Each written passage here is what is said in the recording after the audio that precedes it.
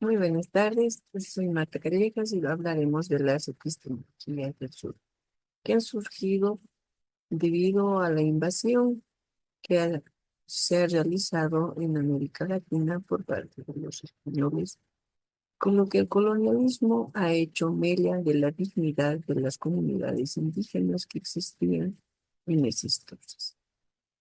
Decimos existían porque muchas de ellas han sido totalmente eliminadas de la faz de la tierra debido al deseo de conquistar y destruir de los españoles que han invadido estas tierras buscando simplemente valerse, hacerse de las riquezas de este lado del mundo. Entonces, ¿qué es lo que pretende hacer las epistemologías del sur? Las epistemologías del sur buscan situar el conocimiento en el contexto de injusticias sociales y dinámicas de poder vigentes en el mundo. ¿Qué significa eso? Particularmente los pueblos indígenas han sido siempre ninguneados, olvidados y tratados como inferiores, debido a que no contaban con el método científico para sus conocimientos. Pero estos han ido demostrando al mundo que son válidos. Eran válidos en ese tiempo y son válidos ahora, tal cual el relacionamiento con la madre tierra, con el medio ambiente y los recursos. Este conocimiento producido por el norte global, que involucra la tecnología, la ciencia y todos los adelantos que nosotros podemos observar y que nos han permitido a través de los medios de comunicación conocer, aprender y también dar a conocer nuestra cultura y nuestros saberes, es el que ha deslegitimizado las experiencias del sur. En vez de apoyar la cultura y la ciencia que existe en esta zona, lo que ha hecho el norte global es marginar, es tomar como inferiores un conocimiento que debía llegar a todos los ciudadanos del mundo, porque es en la actualidad un tema importante el cuidado del medio ambiente. Por ello, es necesario avanzar hacia una epistemología más allá de lo que implica eso. No significa retroceder y dejar de lado los avances tecnológicos, puestos estos tienen una ventaja. Nos han permitido dar a conocer nuestros saberes y conocer los otros. Por ello, este discurso sobre las ciencias, en el que se trata de hegemonizar a la ciencia occidental, indicando que es la única que ha producido conocimiento, cuando en realidad las obras arquitectónicas, las obras civiles y de construcción que existen como restos arquitectónicos en América Latina, nos muestran que esto no ha sido así.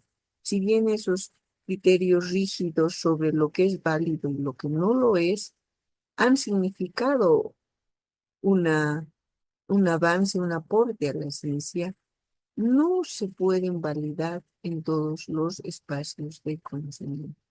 Por ello es necesario que las epistemologías del sur pongan de manifiesto esa importancia que tiene el saber de los pueblos, porque no es un saber simplemente, eh, como dicen, de fantasías o de inventos o leyendas, sino es un saber fundamentado particularmente en la observación y en la práctica. Sabemos que a partir de lo empírico se ha llegado al saber científico. Entonces, ¿cómo puede uno decir que la observación que realizan los comunarios de una zona puede ser tomado como si fuera un conocimiento no válido? Es la observación el principal modo de aprendizaje, de conocer y de identificar las cosas que nos rodean. Por ello, el epistemicidio que ha hecho Occidente hacia América del Sur, suprimiendo saberes, ha sido totalmente mal, perjudicial para el avance de la cultura del mundo. Abogar entonces por una ciencia posmoderna que se conozca la diversidad epistémica y que supere las limitaciones del conocimiento hegemónico es muy importante. La ciencia se ha ido construyendo a través de la observación, a través del análisis, de la reflexión. Entonces, ¿cómo es posible que pueblos que se supone son considerados salvajes han podido desarrollar ciencia, medicina, arquitectura, precisamente por su manera de observar su entorno y de utilizar los elementos que le ha proporcionado la naturaleza? Por ello, debemos observar que la ciencia occidental nos ha llevado hacia una epistemología de la ceguera. ¿Qué significa? Que este conocimiento hegemónico ha cerrado la vista a lo que existe en todo el mundo. Se ha centrado simplemente en las formas propias del saber que han surgido en Grecia y por ello ha tenido que ocultar esta su propia parcialidad.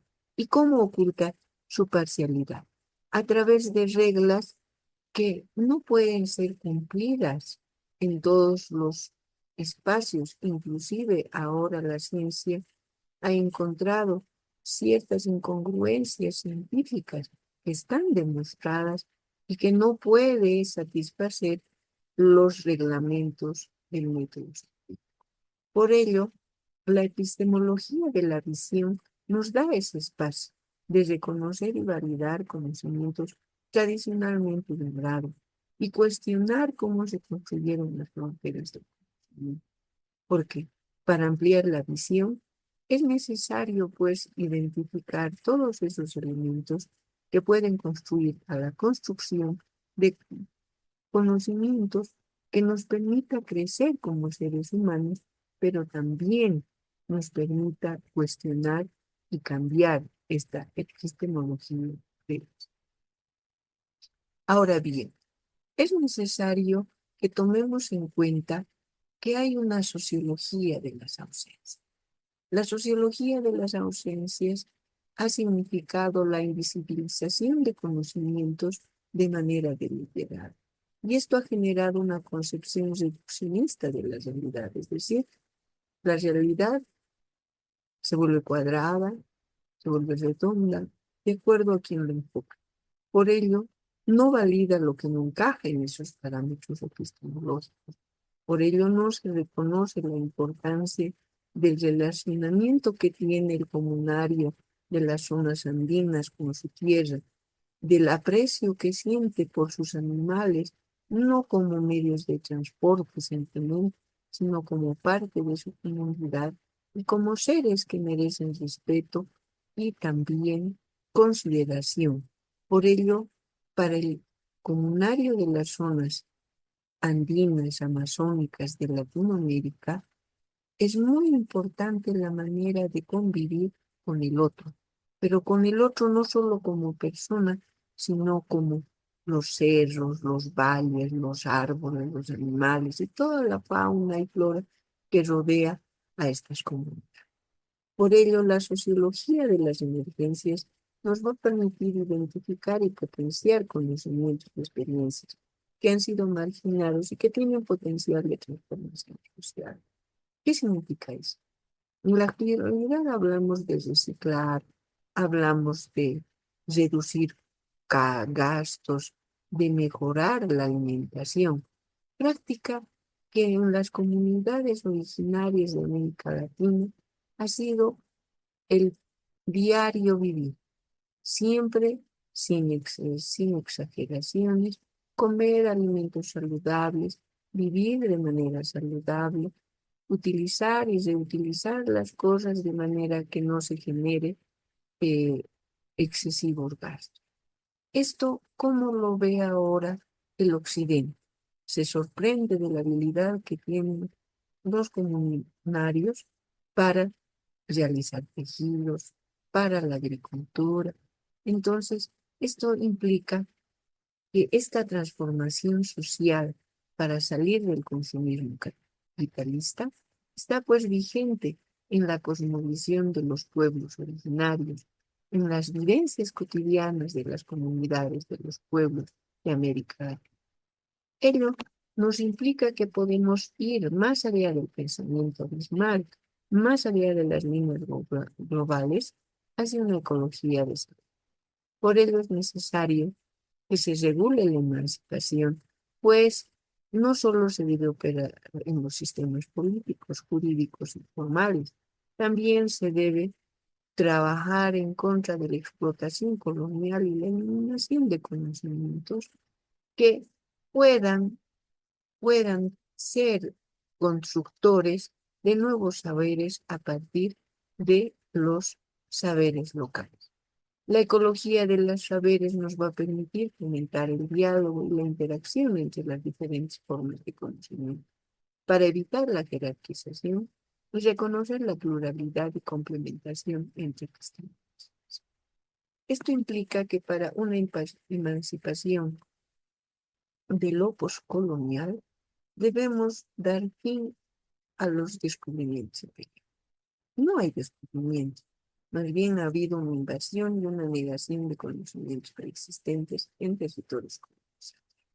Por ello es necesario descolonizar el conocimiento, reconocer y reivindicar la epistemología de indígenas, afrodescendientes y campesinos.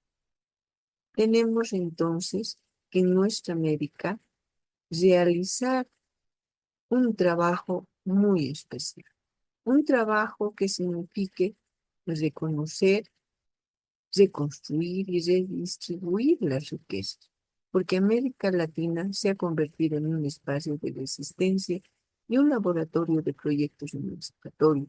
Estas luchas, como en Chile, los mapuches, en Bolivia, los quechuas, los aymaras, las comunidades guaraníes, mojenes, y en todas las zonas andinas, amazónicas de América Latina, existen movimientos sociales para recuperar sus espacios geográficos, su territorio y para mantener viva su cultura y su lengua.